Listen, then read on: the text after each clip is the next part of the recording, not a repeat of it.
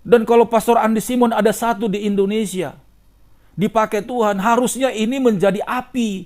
Api kecil yang dipercikan Tuhan untuk membakar semua Indonesia. Agar semua hamba-hamba Tuhan semuanya punya on fire. Agar gereja-gereja melakukan terobosan ini. Karena memang di akhir zaman ini, nama Yesus harus didengar oleh seluruh umat manusia.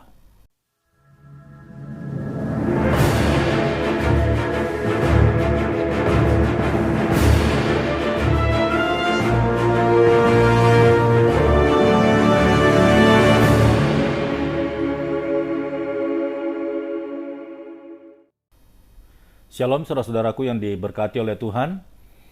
Saya bersyukur bisa hadir di layar ponsel saudara ataupun di media sosial saudara lewat YouTube ini. Dan saat ini saya ingin sharing dan mengucap syukur kepada Tuhan karena semua yang terjadi ini adalah tidak luput dari rancangan dan rencana Tuhan, baik dalam hidup kita ataupun situasi apapun yang kita hadapi. Terlebih saya mengucap syukur ketika saya melihat video yang diupload oleh Pastor Andi Simon yang baru-baru ini. Dan saya sangat senang sekali melihat banyak sekali orang-orang datang dan berbaris, berduyun-duyun untuk meminta dan memohon doa dari seorang hamba Tuhan yang diurapi, bahkan yang dipakai Tuhan. Dan saya melihat di video itu banyak orang-orang yang dilepaskan dari kuasa-kuasa roh jahat, bahkan orang-orang yang sakit disembuhkan. Tetapi di sisi lain, saya sedikit agak kecewa karena ada juga hamba-hamba Tuhan yang justru meresponi kritis dan menyatakan bahwa apa yang dilakukan oleh Pastor Andi Simon adalah sesuatu kekeliruan yang besar dan mengatakan bahwa pelayanan Pastor Andi Simon itu bukan daripada Tuhan. Dan justru yang mengatakan itu adalah hamba Tuhan yang mengaku bahwa dirinya itu sudah sangat senior, bahkan lebih paham banyak tentang Alkitab daripada Pastor Andi Simon yang hanya mendoakan orang sakit dan mengusir roh jahat. Saya heran kenapa ada pendeta dan atau hamba-hamba Tuhan yang punya pemikiran yang jahat seperti itu ya. Karena apa yang dilakukan oleh Pastor Andi Simon ini itu jelas-jelas melepaskan belenggu, bahkan kuk sakit penyakit ya, yang dialami oleh orang-orang yang nggak tahu itu jemaat dari mana gitu ya. Kalau dia orang Kristen itu jemaat-jemaat siapa, Pastor Andi Simon juga tidak tahu. Tapi yang pasti mereka datang ke tempatnya Pastor Andi Simon itu untuk minta agar masalah mereka terselesaikan gitu loh. Sakit penyakit mereka datang dari jauh, bahkan bayar tiket mahal-mahal, kemudian mereka nginap di situ hanya untuk minta doa dari seorang hamba Tuhan. Nah saya heran, memang di tempat mereka nggak ada hamba Tuhan yang bisa melayani mereka. Kalau memang ada hamba Tuhan di tempat mereka atau di gereja mereka, kenapa hamba-hamba Tuhan itu nggak bisa doakan mereka agar mereka disembuhkan? Apa Tuhan Yesusnya beda? Tuhan Yesusnya sama. Tetapi salahnya di mana?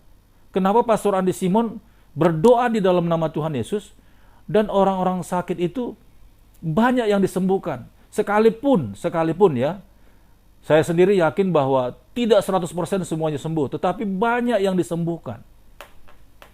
Itu artinya bahwa Tuhan memberikan perkenanannya untuk menyembuhkan orang-orang yang sakit itu lewat hambanya Pastor Andi Simon. Kenapa demikian? Karena Tuhan teramat percaya kepadanya. Nah, ini hamba-hamba Tuhan yang justru membuli Pastor Andi Simon. Mereka secara pengetahuan Alkitabiah, mereka memang jago. Dan mereka selalu berkoar-koar dan melabelkan gitu ya, teologi. Memang semua orang bisa belajar tentang teologi. Setiap orang yang rajin membaca Alkitab itu juga sudah teologi. Tetapi apakah ketika kita sudah rajin bahkan menghafal isi Alkitab itu, kita sudah lebih dekat dengan Tuhan?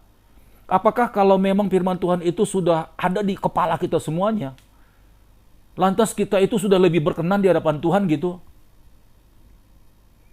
Saya mau bilang ya, saya kalau boleh nih dengan hormat, karena mereka ini hamba Tuhan semuanya, pendeta bahkan dokter lagi ya, dan mungkin sebentar lagi profesor. Nah, coba bayangkan kalau udah dokter, profesor gitu ya, tentang teologi. Berarti semua ayat-ayat itu ada di kepala mereka tuh. Itu kalau otaknya dibelah itu, itu firman Tuhan semua. Tapi apakah dengan cara demikian Tuhan sudah pasti lebih memilih orang yang hafal semua Alkitab? Belum tentu, menurut saya belum tentu. Justru ketika kita memahami dan belajar tentang kealahan, kita justru harus lebih dekat dengan Tuhan. Kita harus lebih mengerti kehendak Tuhan. Kita harus lebih mengerti apa maunya Tuhan di dalam hidup kita gitu loh. Kenapa Tuhan pakai saya? Kenapa Tuhan pilih saudara? Kenapa Tuhan pilih Pastor Andi Simon? Itu ada tujuan Tuhan untuk dalam pribadinya. Untuk apa? Nah ini, masing-masing kita ini harus memperhatikan gitu loh. Masing-masing kita ini yang ngaku-ngaku hamba Tuhan harus benar-benar paham kita ini dipanggil Tuhan untuk apa? Kalau hanya untuk menghafal Alkitab lalu menceritakan ulang kepada orang banyak, apakah itu sudah cukup? Sementara orang-orang yang kita hadapi itu berbagai macam situasi dan kondisi. Apakah mereka sekarang dalam kondisi lapar? Nah, kalau memang saya punya uang, ya saya bagi. Saya harus kasih makan sama mereka. Apakah mereka sekarang lagi terjepit dengan utang? Kalau saya punya uang lebih, ya saya bayarin utangnya. Tapi kalau mereka dalam keadaan sakit, ya ayo kita minta gitu loh, kemurahan Tuhan itu dengan doa kita, agar mereka yang sakit itu, yang kita layani itu sembuh. Lah ini malah kita seperti ragu-ragu dengan firman Tuhan. Di kepala kita hafal semua ayat-ayatnya, tapi kita ragu bahwa firman Tuhan itu sanggup melakukan sesuatu dengan iman kita. Ya, ini saya benar-benar sangat kecewa gitu loh. Masa ada hamba Tuhan ngaku-ngaku ya hamba Tuhan yang hafal firman Tuhan, tapi tujuannya itu selalu nyerang hamba Tuhan yang sedang dipakai Tuhan. Pastor Andi Simon itu cuma hanya segelintir. Banyak lagi sebenarnya hamba-hamba Tuhan di Indonesia ini yang dipakai Tuhan untuk melakukan pelayanan mukjizat, dan mungkin mereka belum mencuat karena kurangnya multimedia atau yang mempromosikan mereka gitu loh. Sebenarnya banyak. Dan saya percaya sekali setiap orang yang benar-benar percaya bahwa dirinya hamba Tuhan harus melakukan seperti apa yang Tuhan Yesus lakukan. Itu memang permintaan Tuhan. Ya. Jadi jangan terlalu bangga dengan gelar saudara, ya, ini khususnya hamba-hamba Tuhan yang ngaku-ngaku katanya apologet gitu loh. Kadang-kadang saya nggak masuk akal dengan apologet. Seharusnya seorang hamba Tuhan yang apologet itu membentengi setiap umat Kristen dari serangan luar, bukan dari serangan dalam. Dan saya percaya Pastor Andi Simon itu nggak sesat, karena dia percaya dengan nama Yesus. Karena firman Tuhan berkata, setiap orang yang tidak mengaku bahwa Yesus itu adalah Allah atau anak Allah, justru itu yang sesat. Nah, ini Pastor Andi Simon dalam setiap pelayanannya, dalam setiap ibadahnya, setiap pagi, kalau kita lihat, kadang kalau dia khotbah juga diundang di mana-mana, jelas kok bahwa yang dia sampaikan, dia beritakan itu adalah Kristus Yesus yang memberikan kuasa kepadanya, yang menyelamatkan setiap manusia. Bahkan dia sering sekali berkata, bukan saya yang menyembuhkan, tapi Yesus yang menyembuhkan. Nah, kalau saya tanya ya, saya tanya nih, kenapa orang-orang mengejar Pastor Andi Simon? Kenapa nggak ngejar ya pendeta-pendeta yang ngebully, yang jelek-jelekin Pastor Andi Simon? Kenapa? Karena jelas gitu loh, jelas. Dari perkataannya saja udah nggak ada yang namanya kuasa. Dari perkataan saja udah kelihatan nggak ada yang namanya pengurapan. Karena kerjaannya aja udah ngejelek-jelekin hamba Tuhan. Kerjaannya aja udah benar-benar, ya apa yang dikerjakan oleh hamba-hamba Tuhan yang sesuai dengan firman Tuhan sudah ditolak begitu loh. Bagaimana orang-orang yang sakit, orang-orang yang sudah semaput, orang-orang yang mungkin sudah ditolak sama rumah sakit, yang mungkin dokter sudah vonis mau mati, bisa mengandalkan orang-orang yang benar-benar ngebully, ngejelek-jelekin hamba Tuhan yang diurapi. Udah jelas gitu loh. Nggak akan mungkin ada orang yang ngejar pendeta-pendeta yang selalu benar-benar menyangkal gitu loh, apa yang dikerjakan oleh Pastor Andi Simon itu bukan daripada Tuhan. Lalu bagaimana caranya? Dan siapa sebenarnya hamba Tuhan yang benar-benar dari Tuhan yang melakukan mujizat? Coba kasih tunjuk. Nah, kalau saudara nggak bisa kasih tunjuk, berarti sebenarnya setiap hamba Tuhan yang percaya bahwa Tuhan Yesus yang menyuruh dia untuk melayani dan melakukan kesembuhan, itu jelas dari Tuhan. Nggak ada hamba Tuhan yang percaya sama Tuhan, yang sungguh-sungguh yakin, tapi nggak melakukan dan nggak bisa melakukan perkara-perkara ajaib seperti itu.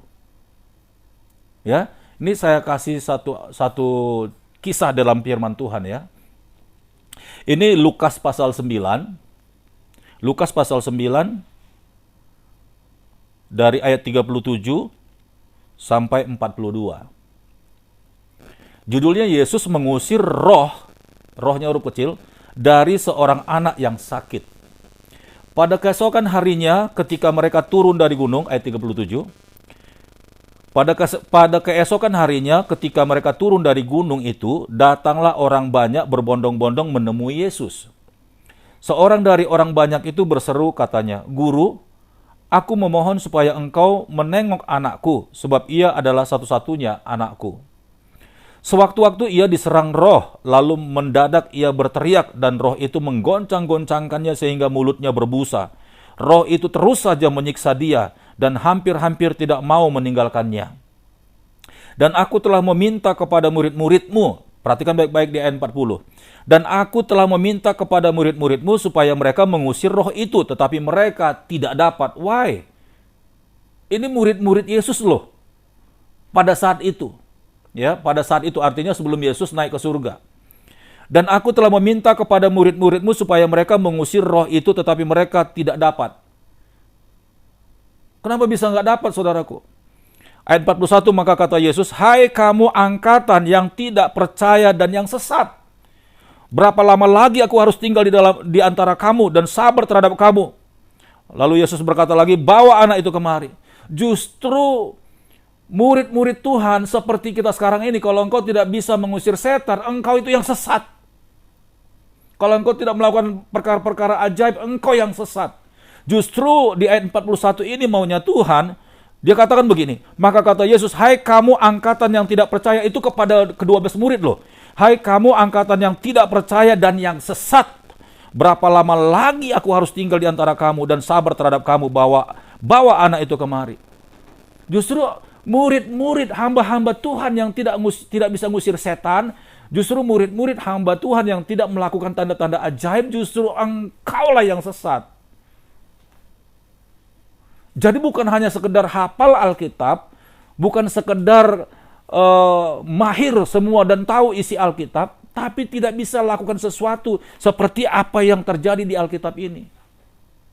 Murid-murid Yesus nggak ada yang sanggup mengusir setan dari anak ini, yang selalu menggoncang-goncangkan anak ini, dan yang membuat mulutnya berbusa. Yesus marah kepada murid-muridnya. "Hai engkau angkatan orang yang kurang percaya dan yang sesat." Justru Tuhan bilang murid-muridnya sesat saat itu. Kenapa? Udah ikut Tuhan, udah dengar firman Tuhan, dan Tuhan sudah latih mereka, Tuhan sudah membuktikan, Tuhan sudah mempraktekkan tentang pengusiran roh jahat, bahkan menyembuhkan orang-orang sakit. Dan itu dilihat sama murid-muridnya langsung dengan mata kepala mereka sendiri. Tapi mereka tidak bisa membuktikan untuk mengusir setan pada saat itu. Itu sebabnya Yesus marah sama murid-muridnya. "Hai engkau angkatan yang kurang percaya dan yang sesat."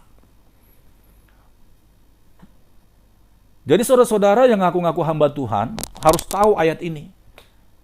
Siapapun saudara, Apakah saudara itu orangnya, mungkin saudara lebih lebih berpengalaman gitu ya, sudah lebih lama, lebih tua gitu loh, jadi orang Kristen. Bahkan sangat hafal isi Alkitab. Enggak jaminan saudaraku. Saudara harus tahu ini. Tuhan justru menginginkan ketika kita percaya kepada Tuhan, justru ketika kita menerima Yesus sebagai Tuhan dan Juru Selamat kita, dan kita percaya Dia ada di dalam kita, justru Tuhan itu mau dan ingin, bahkan meminta kita untuk melakukan seperti apa yang Tuhan Yesus lakukan. Haleluya. Ayat 42. Ketika Yesus minta, bawalah anak itu kemari, ayat 42. Dan ketika anak itu mendekati Yesus, setan itu membantingkannya ke tanah dan menggoncang-goncangkannya. Tapi Yesus menegur roh jahat itu dengan keras dan menyembuhkan anak itu, lalu mengembalikan kepada ayahnya. Nah, saudara-saudaraku yang diberkati oleh Tuhan, siapapun saudara yang menonton video ini, justru orang Kristen yang sungguh-sungguh percaya kepada Tuhan Yesus, justru hamba-hamba Tuhan yang benar-benar yakin bahwa Yesus ada di dalam dia harus melakukan seperti apa yang Tuhan Yesus lakukan. Jadi bukan hanya sekedar hafal Alkitab. Bahkan ada orang yang ngaku-ngaku, waduh, saya ngambil gelar doktor ini, saya di bidang di kitab ini gitu loh.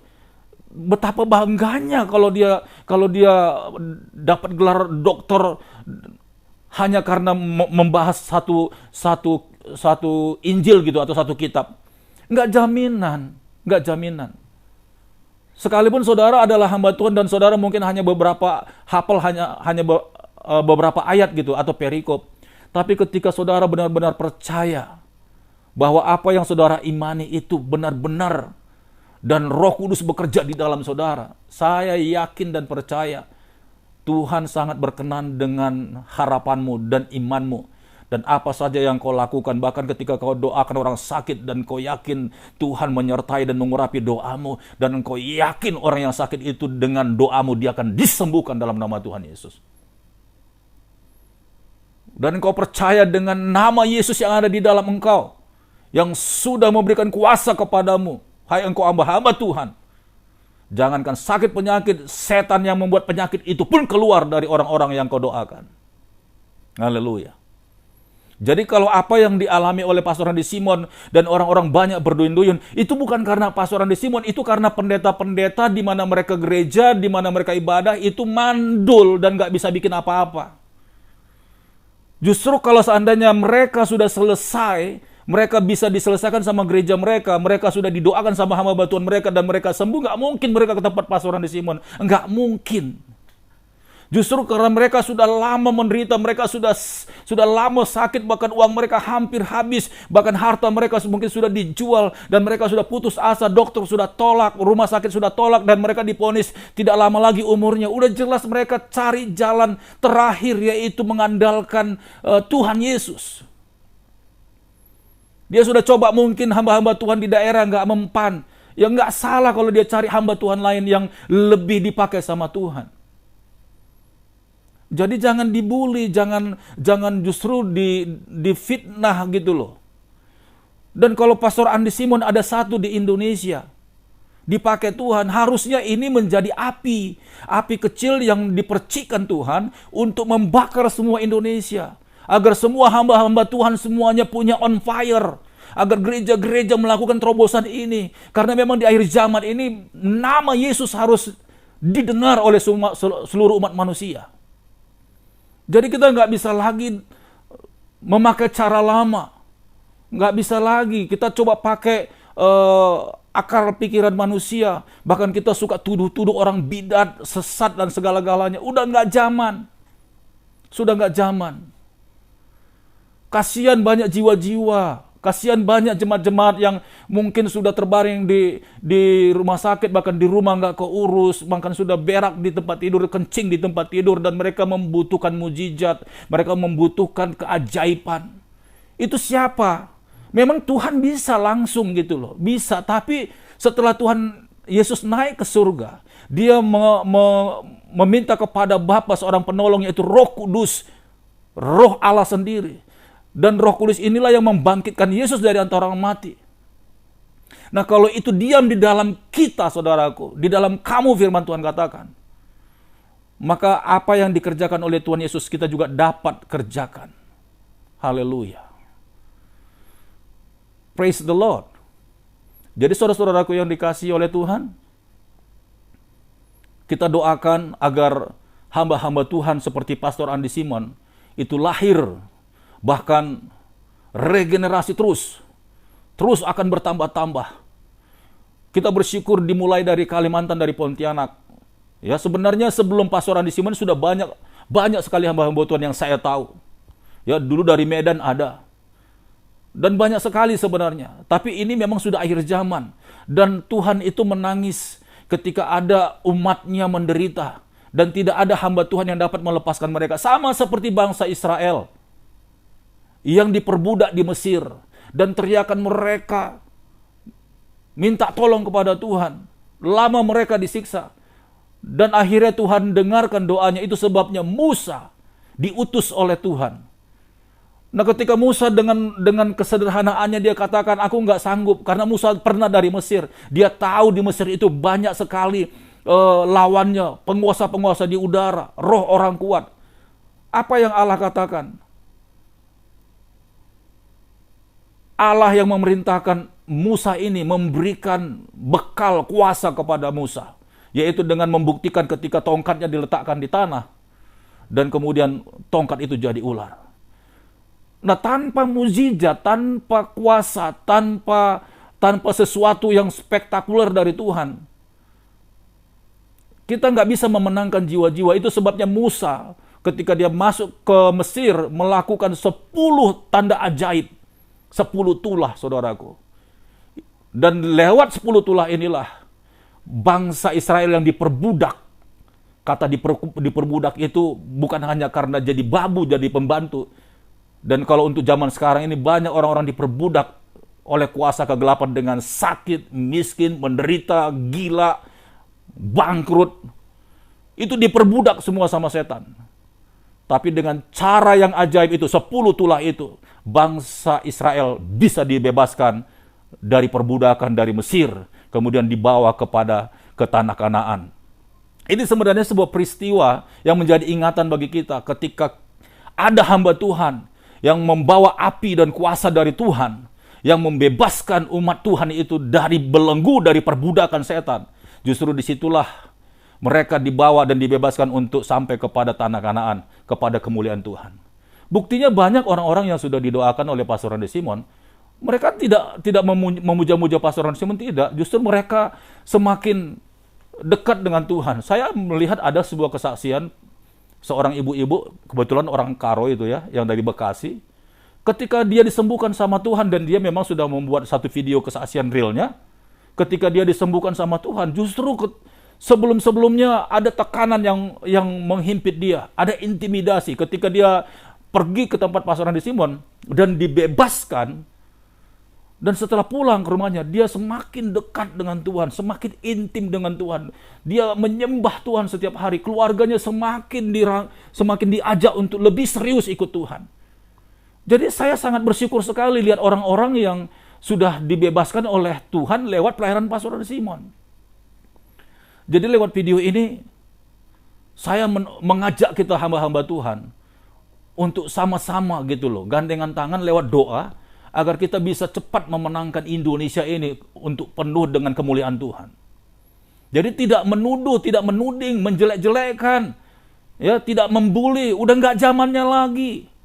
Teologi itu boleh menjadi satu batasan, satu pagaran gitu loh. Tapi itu tidak untuk menghalang-halangi orang untuk melakukan sesuatu yang dikehendaki Tuhan. Tidak untuk menghalang-halangi orang untuk dipakai Tuhan dengan luar biasa. Nggak begitu caranya. Kita harus masing-masing koreksi diri. Haleluya.